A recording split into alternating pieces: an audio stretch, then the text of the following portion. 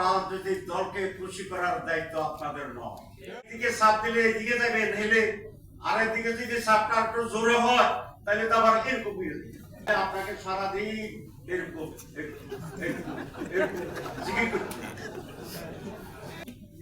ভারতের মতো বিশাল রাষ্ট্রকে আপনি বিদ্যাগুলি দেখাই দিচ্ছেন। আলহামদুলিল্লাহ, এখানেও আপনি যে মহান কাজটি আপনি উদ্যোগ নিয়েছেন, আপনার কমিটমেন্ট ছিল তিনটি: সংস্কার, বিচার, নির্বাচন। ওই দুটা করলে না সিরিয়ালি 3 নম্বর আসে। আপনি 1 থেকে 3 যাবেন না, আপনি 1 থেকে 2 আসেন, 2 থেকে 3 আসেন। আমরা সকলেই আপনাকে মাথায় নিয়ে ফেব্রুয়ারির মাসে 1-2 শেষ করে 3 নম্বরের একটি উৎসবমুখর নির্বাচনে আপনার স্বপ্নের সেই বাস্তবায়নে সহযোগিতা।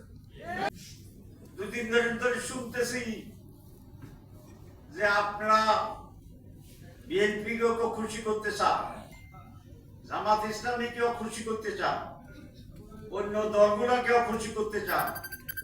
কোন রাজনৈতিক দলকে খুশি করার দায়িত্ব আপনাদের নয়। কোন রাজনৈতিক দলকে খুশি করা আপনাদের কাজের ভিতরে পড়ে না। আপনাদের দায়িত্ব জাতিকে খুশি করার জন্য যা করা দরকার সেটা করা।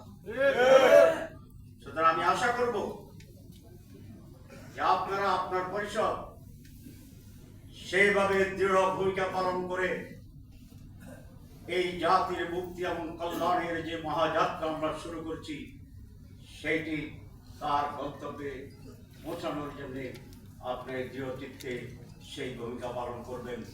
আমরা আপনার সহযোগিতা আছি, জাতি আছে, মানুষ আছে।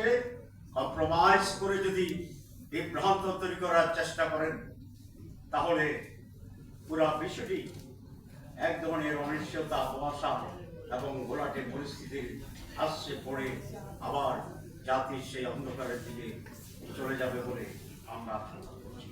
বিএনপির ব্যাপারে সাংবাদিক সম্মেলনের কথা সবাইকে